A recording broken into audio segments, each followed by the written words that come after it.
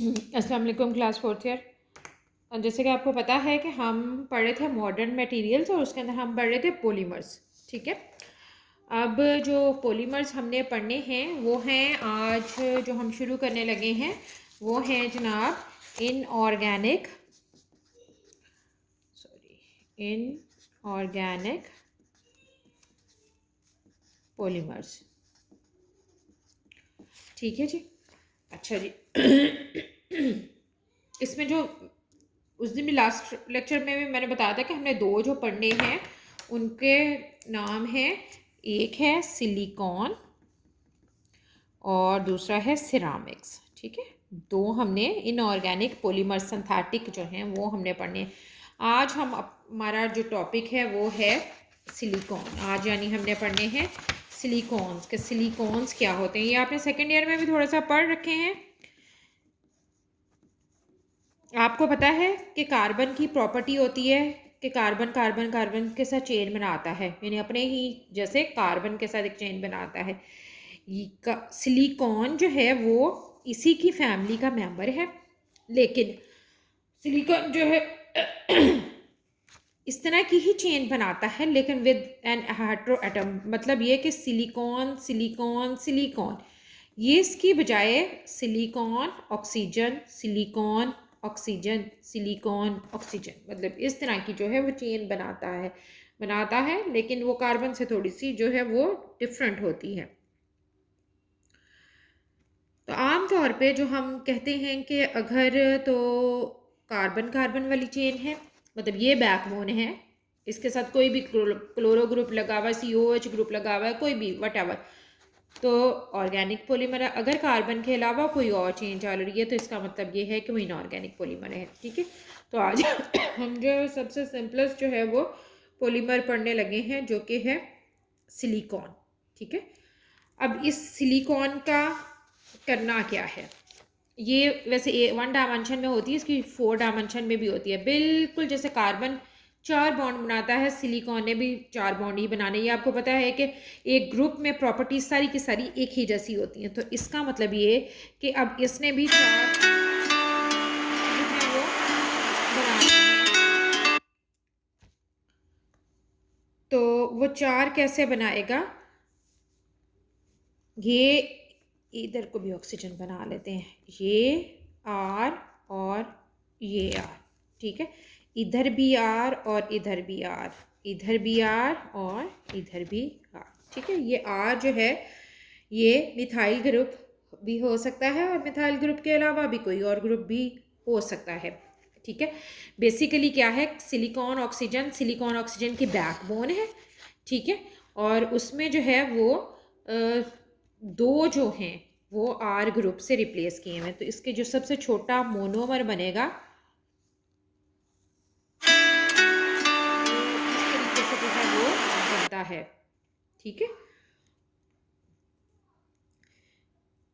अच्छा जी। अब ये जैसे पहले भी मैंने बताया कि silicones are synthetic polymers made from the products of nature. Although silicon is often used as a generic term for nearly all substances that contain a silicon atom, it is more properly described as an entirely synthetic polymer containing a silicon oxygen backbone. आमतौर पे silicon का लफ्ज़ ना हर किसी उसमें इस्तेमाल हो जाता है जिसके अंदर भी सिलिकॉन शामिल हो, यानी बेशक उसके साथ कोई भी और आइटम मौजूद है लेकिन सिलिकॉन मौजूद हो उसके लिए। लेकिन यहाँ हम सिलिकॉन से मुराद वही लेंगे जहाँ जो बैकबोन है वो सिलिकॉन ऑक्सीजन की लिंकेज है। ठीक है, to this backbone organic groups are frequently attach to the silicon atoms via carbon silicon bond. यानी ऑक्सीजन के साथ कार्बन का बॉन्ड नहीं बनना, बल्कि कार्बन का बॉन्ड किसके साथ बनेगा, सिलिकॉन के साथ बनेगा। ठीक है, जैसे आपकी ये बैकबोन होती है और इसमें से इस तरह निकल रही होती है ना थोड़ी सी, बिल्कुल वैसी ही सिचुएशन समझ लें। ये या बैकबोन है और ये उसके जो ब्रांचेस हैं ये आर ग्रुप, कोई भी जो ऑर्गेनिक ग्रुप है वो हो सकता है। This general description defines the broad class of polymers known as silicones. The most common example is polydimethylsiloxane और PDMC. This polymer has a repeating CH3 twice SiO unit. ठीक है, यानी ये जो दो R हैं अब इनकी जगह पे CH3 ग्रुप लगा हुआ होगा। ठीक है जी। ये क्या कहलाते हैं, डाईमिथाइल साइलोक्सेन। ठीक है।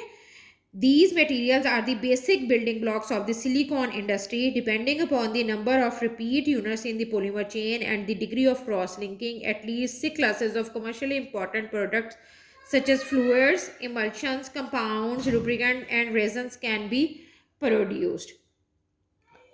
Depend करता है कि किस तरह की लिंकेज है, उसकी बेस, इसकी लिंकेज पे डिपेंड करता है कि किस किस्म की लिंकेज होगी, किस किस्म के ग्रुप्स लगे हुए होंगे, उसके मुताबिक ये इसके डिफरेंट फॉर्म्स हैं जहाँ जहाँ आप इसको इस्तेमाल कर सकते हैं। एज ए लुब्रिकेंट इस्तेमाल कर सकते हैं, एज ए रेजन इस्तेमाल हो सकता है, एज एन इमल्शन फ्लूइड, जिस तरह से भी चाहें वो इस्तेमाल हो सकता है।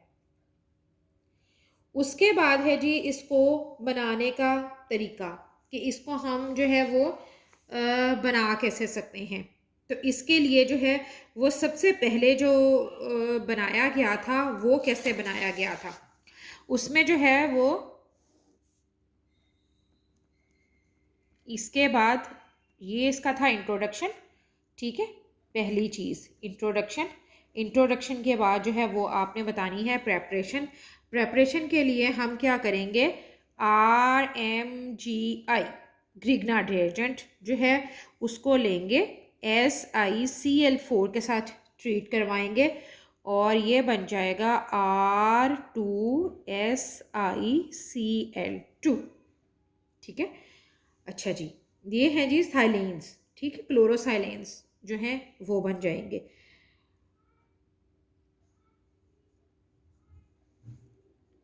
R2SiCl2 इसकी हमने करानी है आगे हाइड्रोलिसिस। इस हाइड्रोलिसिस के नतीजे में क्लोरीन ग्रुप रिप्लेस हो जाएगा वाटर से। अच्छा, आपकी बुक के अंदर ना ये Cl की जगह C लिखा हुआ है, तो काइंडली उसको ठीक कर लीजिएगा। R2SiOH twice. ठीक, कुछ भी नहीं है। यहाँ आपने रिएक्शन किया ग्रिग्नार्ड रिएजेंट का Cl4 के साथ, तो R2SiCl2 हो गया। जो भी यहाँ पे आप ग्रुप लेंगे वो इस जगह जगह मिथाइल, अगर लेंगे मिथाइल मैग्नीशियम आयोडाइड लेंगे तो मिथाइल ग्रुप आ जाएगा, इथाइल लेंगे तो इथाइल आ जाएगा। ठीक है। अच्छा, यहाँ वही ग्रुप चलेगा R2SiCl2। यहाँ रिप्लेसमेंट जो है वो आपके क्लोरीन ग्रुप की हो रही है। क्लोरीन ग्रुप जो है वो हाइड्रोक्सिल ग्रुप से रिप्लेस हो रहा है और ये बन जाएंगे साइलानोल। ठीक है, जैसे अल्कोहल की टाइप के जो हैं वो बन जाते हैं। ये जो हैं ये जेम डायोल्स भी कहलाते हैं, यानी जो आपके जेम्स होते हैं, कीमती पत्थर होते हैं, उनकी तरह के होते हैं।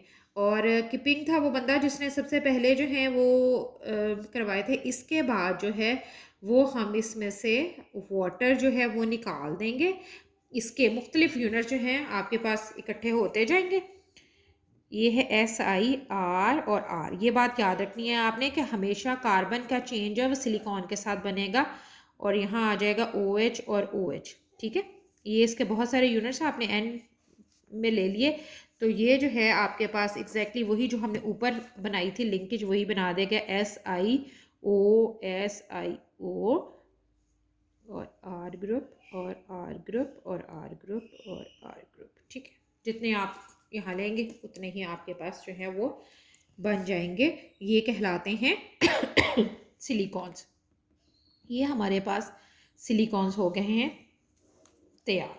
ठीक है जी, ये हमारे पास सिलिकॉन्स हो गए हैं तैयार। मैं दोबारा रिपीट कर रही हूँ। हम सबसे पहले जो है वो ग्रिग्नार्ड रिएजेंट लेंगे, उसको CiCl4 के साथ ट्रीट करवाएंगे तो हमारे पास जो है वो क्लोरोसाइलेंस बन जाएंगे, एल्काइल क्लोरोसाइलेंस। ठीक है, इनकी हमने करानी है हाइड्रोलिसिस। हाइड्रोलिसिस कराएंगे तो Cl ग्रुप जो है वो OH ग्रुप से रिप्लेस हो जाएगा। इस OH जो ये आपके पास डायोल्स बने हैं, इनको आप जो है जितनी तादाद में लेंगे, ये हमारे जो है मोनोमर्स हैं। ठीक है, इनकी N जो प्रॉपर्टी है वो N तादाद जो है वो आप लेंगे तो ये हमारे पास बिल्कुल वही जो हमने ऊपर बताया कि सिलिकॉन ऑक्सीजन की बैकबोन है और इसमें जो एल्काइल ग्रुप है उसकी ब्रांचेस लगी हुई है। इसको हम कहते हैं सिलिकॉन्स। ठीक है। अच्छा, जैसे हमने पहले भी पढ़ा, ये सिलिकॉन्स लीनियर भी हो सकते हैं, 3 डायमेंशनल भी हो सकते हैं, साइक्लिक स्ट्रक्चर भी हो सकता है, हर तरह का इसका स्ट्रक्चर जो है वो हो सकता है। ये आप इसकी डिफरेंट फॉर्म्स ऑफ लिंकेज जो है वो समझ लीजिए हो सकती है, ठीक है। मैं यहाँ पे आपको लीनियर तो यही वाली होगी, मैं आपको यहाँ पे ना साइक्लिक ड्रॉ करके बता देती हूँ। साइक्लिक बिल्कुल जैसे बेंजीन रिंग है वैसी ही होगी, लेकिन क्या है आपको पता है, एक हेट्रो एटम के साथ ये चलनी है, ठीक, और जो दो इसके आर ग्रुप है वो ऐसे अटैच हो जाएंगे, सिलिकॉन के साथ ही अटैच करने हैं आपने। पहले बैकबोन ही बनानी है सिलिकॉन ऑक्सीजन की, ठीक है। ये हो गया साइक्लिक स्ट्रक्चर। इसी तरह से क्रॉस लिंकेज भी होती है, यानी एक ऊपर चेन चल रही है और एक नीचे चेन चल रही है, ठीक है, उसको कहते हैं हम क्रॉस लिंकेज। ये टाइप्स नहीं है एज सच इसकी,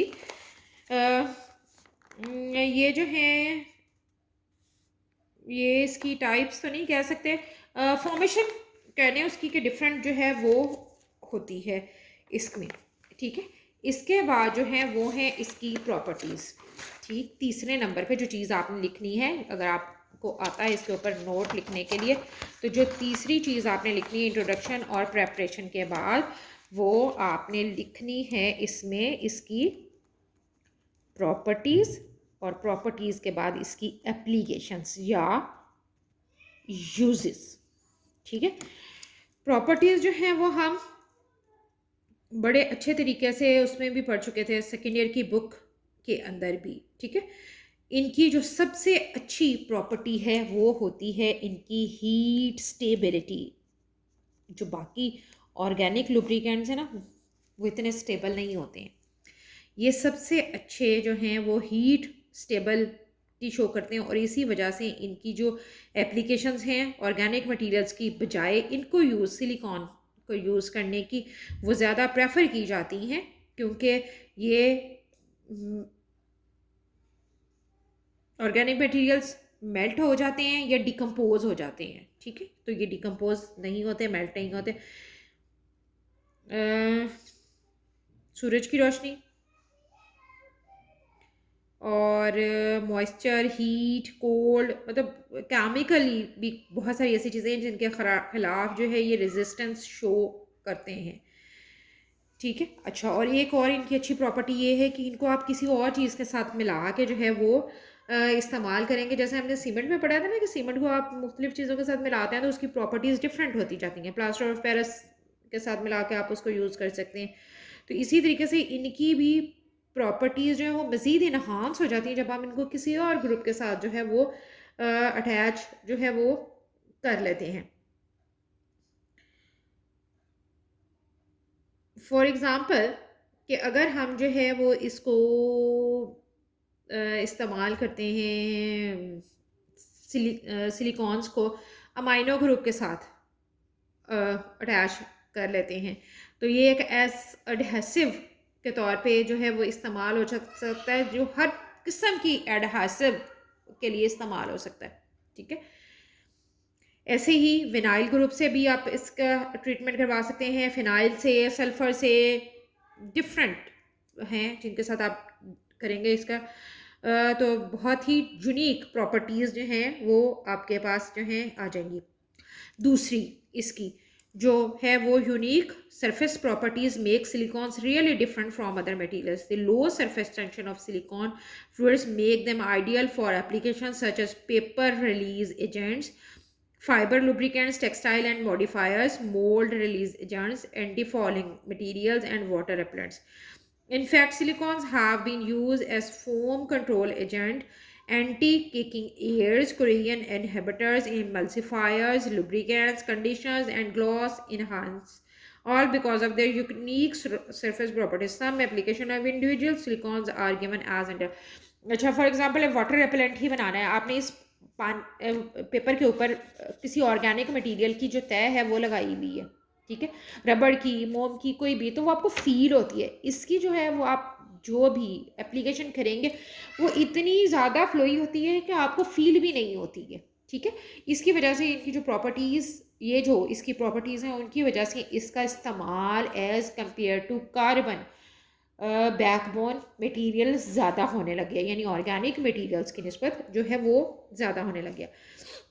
अच्छा जी, अब एप्लीकेशंस का क्या करना। आपकी बुक के अंदर वही जो मैंने भी बात की थी कि डिफरेंट तरह के दिए हुए हैं, उसके अंदर जो प्रॉपर्टीज़ के अंदर हम उसके साथ डिफरेंट मटेरियल जो है वो मिला के यूज़ कर सकते हैं।